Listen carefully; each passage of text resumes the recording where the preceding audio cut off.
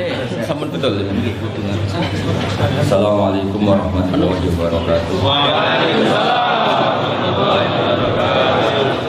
Bismillahirrahmanirrahim.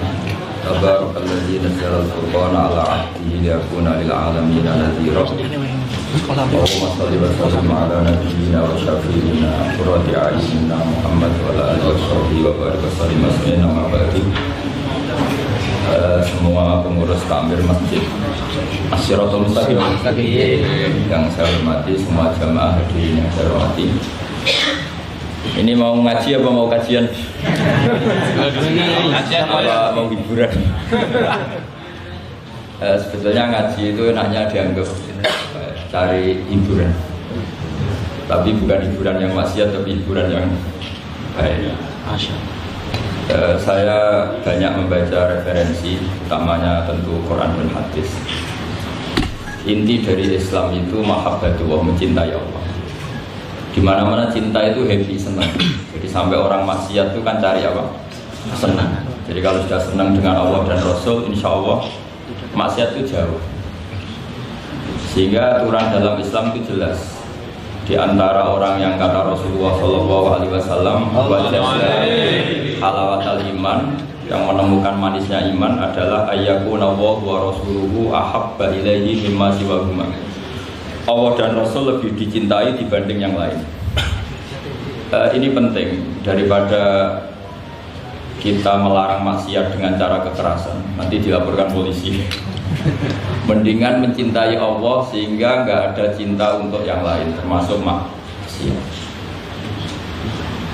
Sekarang termasuk keresahan saya sering mengkaji ini di Universitas Islam Indonesia dengan beberapa profesor, beberapa doktor, bahwa dalam kajian-kajian itu mereka menerima sekali konsep saya supaya hidup itu penuh dengan cinta. Yang cinta itu bukan kelangenan, bukan pelarian, tapi benar-benar cinta. Ya saya ulang lagi, benar-benar cinta. Sehingga dalam Al-Quran diterangkan qul bi fadlillah wa bi rahmatih fa bidzalika falyafrahu. Dengan fadl Allah dan dengan rahmatnya, maka dengan demikian kamu harus senang. Senang itu maknanya terhibur, tapi di bahasa Indonesia kosakata terhibur, hiburan itu hal-hal yang apa? Ini agak kriminal sebenarnya. Sebenarnya faroh itu tidak harus hal negatif, apa? Senang, terhibur itu tidak harus sesuatu yang apa? Negatif. Mulai dulu sahabat kalau nyifati Rasulullah itu wa qurrati a'yunina, yang menjadi ketenangan mata kita. Kita juga berdoa Rabbana hab lana min azwajina wa dzurriyyatina qurrata a'yun, menjadi pandangan yang indah. Jangan melihat orang lain indah, melihat istri sebel. Nah, itu kasusnya orang-orang merantau dan yang nggak merantau sama saja. Jadi itu penyakit laten ya, melihat orang lain senang kok tahu melihat istrinya tidak senang. Nah, itu kasus orang merantau dan yang tidak merantau supaya tersinggung. Saya memang sengaja mau memberi kajian yang ringan tapi bermakna, karena agama ini sebetulnya dimulai hal-hal yang ringan. Nggak ada ceritanya filosofi agama itu berat, karena jubilatil ukul ala qabulil haqqi. Semua ulama berpendapat akal itu dipaksa untuk menerima kebenaran. Saya pernah ditanya seorang dokter, dia tanya gini, Pak Bahak, zina itu kan enak, kenapa haram? Lalu tidak enaknya zina di mana? Terus dia saya tantang, andai kan zina wajib kamu bingung, kok bisa? Kalau setelahnya terus tak suruh lagi kamu bisa, ya tidak bisa. Akhirnya dia mikir ya, kalau wajib mana bingung, harus mengumpulkan uang untuk murder. Dan kalau dia senang seseorang tidak harus kesampaian. Ya kan, kalau kamu senang seseorang kan tidak mesti dia senang kamu. Kan repot kan? Kalau senang tidak mesti dia senang kamu, atau nggak senang maunya dibayarkan repot. Mendingan diharamkan terus tidak usah, kan enak malah. Tidur di kamar happy santai. Syukur-syukur itu terganti oleh sujud, oleh munajat, oleh kesenangan-kesenangan yang religi. Misalnya maling diharamkan ya enak, kalau kita boleh maling malah digebuki orang malah repot. Barokahnya diharamkan dan dapat pahala dari digebukin orang gitu. Sama, jadi perlu membuat argumentasi agama itu penting. selama ini ada kesolehan amatir itu yang sering saya kritik setiap saya ngaji itu kesolehan apa? Amatir. Misalnya gini, kadang-kadang orang ngeluhin Islam itu repot, mau kebar gak boleh, mau bebas gak boleh, nanti kan boleh semua kan enak. Pertanyaannya adalah ketika boleh semua, apakah lembaga maksiat ini tidak ada aturan? Kan tetap ada aturan. Boleh pakai kalau bayar, itu aturan enggak? Aturan. Kalau yang cantik mahal kan aturan. Kalau homer atau arak yang enak mahal kan aturan. Artinya gini, di tempat yang maksiat pun banyak apa? Aturan. Kenapa aturan di tempat maksiat kamu anggap kebebasan, sementara agama ngatur kamu anggap pengekangan? Ini namanya soleh amatir, apa? Soleh amatir itu yang latihan soleh.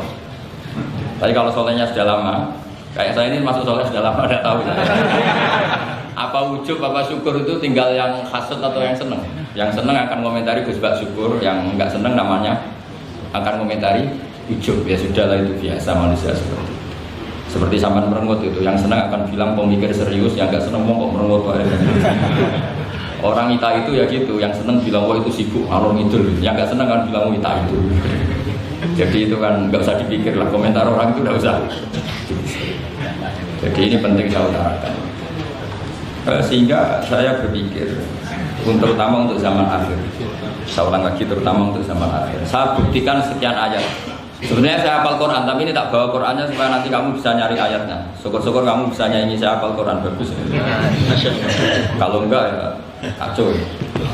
Sekarang banyak orang bantah apa orang hafal Quran, dia sendiri enggak hafal. Saya sering di Jogja, gue sama mau tanya tafsir sama jenengan, karena tafsir Kemenak itu ada kesalahan sekian 2000 itu, tak tanya kamu hafal Quran enggak? Aduh repot ini kata saya. Ini kayak Tyson tinju sama LS Pikal gitu.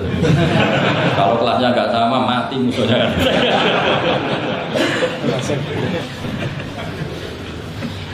Karena bukan karena ini keangkuhan, tapi proporsional apa? Proporsional. Saya cerita yang ringan-ringan saja, sebagaimana sanad saya dari guru-guru saya ila Rasulullah Shallallahu Alaihi Wasallam. Agama itu dimulai dari kesenangan, happy. Farah kalau dalam bahasa Arab al-farah.